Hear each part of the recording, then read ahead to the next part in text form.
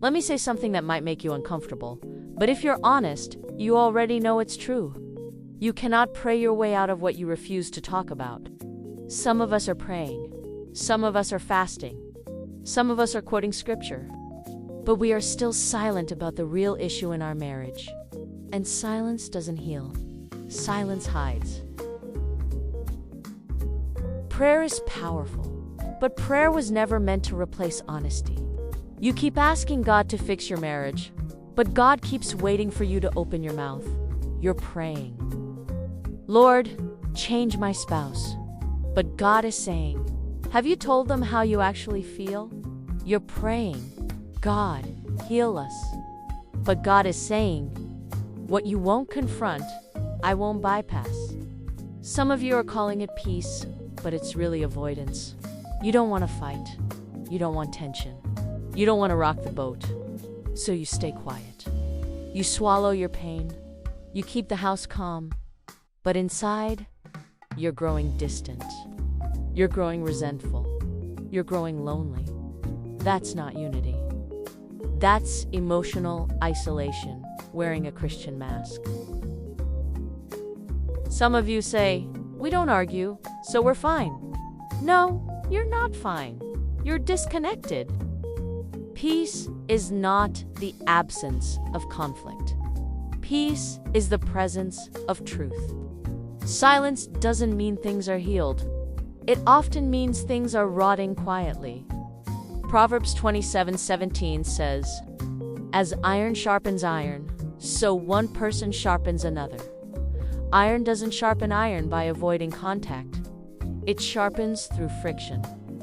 If nothing is being sharpened in your marriage, ask yourself, what aren't we saying?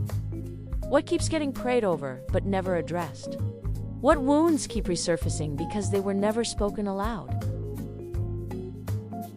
Avoidance feels peaceful in the moment, but over time, it costs you.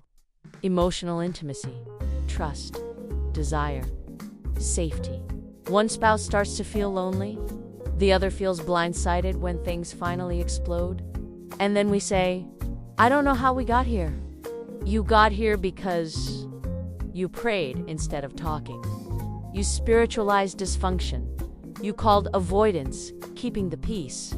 But peace built on silence is fragile. It shatters under pressure. Let's get this straight. God will not override your responsibility to speak truth in love. Matthew 18 doesn't say, pray and ignore the issue. It says, if your brother sins against you, go and tell him his fault. God expects courage, honesty, humility. Prayer is not a substitute for obedience. Prayer is fuel for obedience. If you're asking God to heal something you refuse to confront, you're asking Him to do what He already empowered you to do. If this is hitting home, here's where to begin. Stop praying around the issue. Pray for courage, not escape. Name what hurts without attacking. Use I feel instead of you always. Create space, not ultimatums. Healing takes time. Growth takes patience. Invite God into the conversation, not just the prayer before it. Ecclesiastes 4:12 reminds us, a cord of 3 strands is not quickly broken. But that third strand, God, doesn't replace communication. He strengthens it. Let me leave you with this truth. If your marriage keeps asking the same questions, God may be waiting for the same conversation. Prayer opens the door, but truth is what walks through it. So ask yourself tonight, what am I praying about that I need to talk about? What fear is keeping my mouth closed? What healing is waiting on honesty? Because you can love God deeply and still damage your marriage with silence. If this spoke to you, like this video so it reaches other couples hiding in silence. Subscribe to Real Marriage, Real Talk.